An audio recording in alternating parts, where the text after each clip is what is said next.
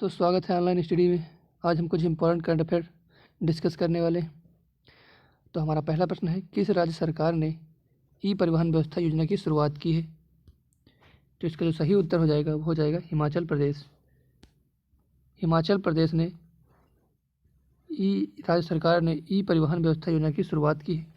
योजना राज्य के परिवहन विभाग द्वारा शुरू की गई है और ड्राइविंग लाइसेंस, पंजीकरण, प्रमाण पत्र, परमिट आदि के संबंध में नागरिकों को डिजिटल सेवाएं प्रदान करती हैं।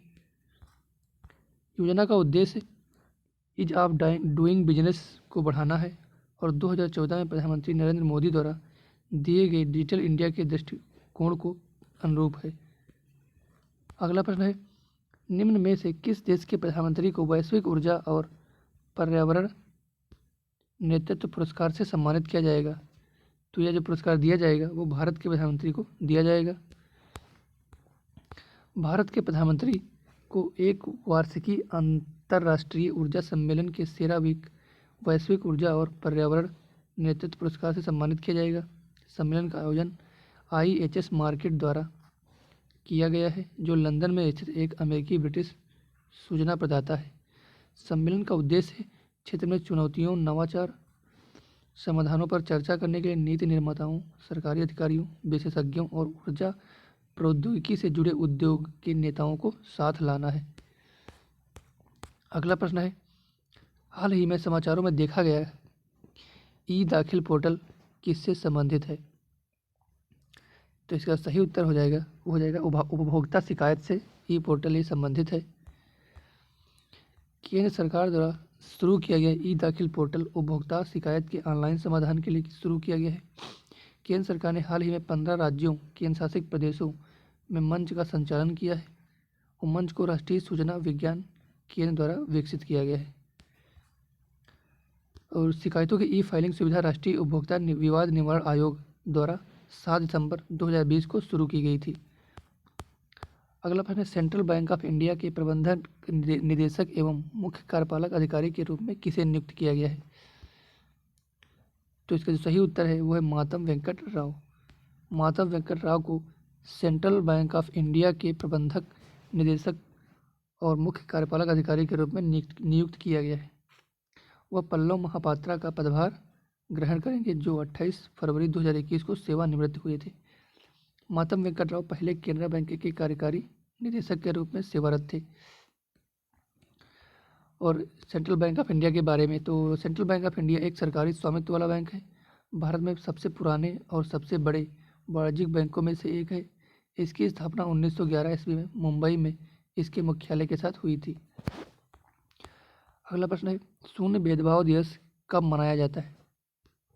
तो शून्य भेदभाव दिवस 1 मार्च को मनाया जाता है और इसका जो एक्सप्लेनेशन है, प्रति 1 मार्च 2020 को विश्व स्तर पर शून्य भेदभाव दिवस मनाया गया। इसका उद्देश्य कानून के समक्ष समानता सुनिश्चित करना है तथा इसे संयुक्त राष्ट्र के सभी देशों में फैलाना है। इस दिवस के माध्यम से किसी भी व्यक्ति के साथ आयु, लिंग, नस्ल, भाषा, रंग और स्वास्थ्य इत्यादि के आधार पर भेदभाव न करने का संदेश दिया जाता है। अगला प्रश्न है, निम्न में से किस मंत्रालय ने चौथे चरण के अंतर्गत स्वच्छ पर्यटक स्थलों के विकास की सूची जारी की है? तो इसका सही उत्तर हो जाएगा जल शक्ति मंत्रालय। जल शक्ति मंत्रालय ने परियोजना के चौथे चरण के अंतर्गत स्वच्छ पर्यटक स्थलों के लिए विकास की सूची जारी की है। स्वच्छ आइकॉनिक स्थानों की नई सूची में 12 स्वच्छ पर्यटक स्थल शामिल हैं। 12 स्वच्छ पर्यटन स्थल शामिल हैं, जिसका उद्देश्य भारत में पर्यटन को बढ़ावा देना है। स्वच्छ आइकॉनिक स्थल स्वच्छ भारत मिशन ग्रामीण के अंतर्गत आता है। सूची में शामिल कुछ स्थल अजंता की गुफाएं, डल झील, गोलकुंडा फोर्ट, जैसलमेर किला, सांची स्तूप, सूर्य मंदिर आदि हैं। अगला प्रश्न है, वन डिस्ट्रिक्ट वन प्रोडक्ट के उत्पादों को किस मंत्रालय द्वारा अंतिम रूप दिया जाता है? तो इसका जो राइट आंसर हो जाएगा वो हो जाएगा कृषि और किसान कल्याण मंत्रालय द्वारा। कृषि और किसान कल्याण मंत्रालय ने खाद्य प्रसंस्करण उद्योग मंत्रालय के परामर्श से one district one focus product के लिए उत्पादों को अंतिम रूप दिया है। देश भर में 728 जिलों के लिए कृषि, बागवानी, पशु, पोल्ट्री, दूध, मत्स्य पालन और जलीय कृषि समुद्री क्षेत्रों से उत्पादन की पहचान की गई है। उत्पादों की सूची को राज्य, केंद्र शासित प्रदेशों और भारतीय कृषि अनुसंधान परिषद ICAR से जानकारी लेने के बाद अंतिम रूप दिया गया है। अगला प्रश्न है,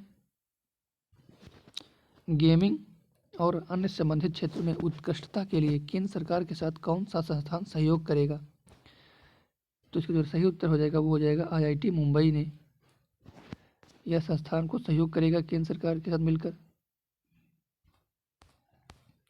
सूचना और प्रसारण मंत्री जो प्रकाश जावड़ेकर ने घोषणा की है कि वे केंद्र सरकार गेमिंग से संबंधित क्षेत्रों और प्रौद्योगिकी के क्षेत्र में उत्कृष्टता को बढ़ावा देने के लिए भारतीय प्रौद्योगिकी संस्थान बॉम्बे के साथ सहयोग करेगी।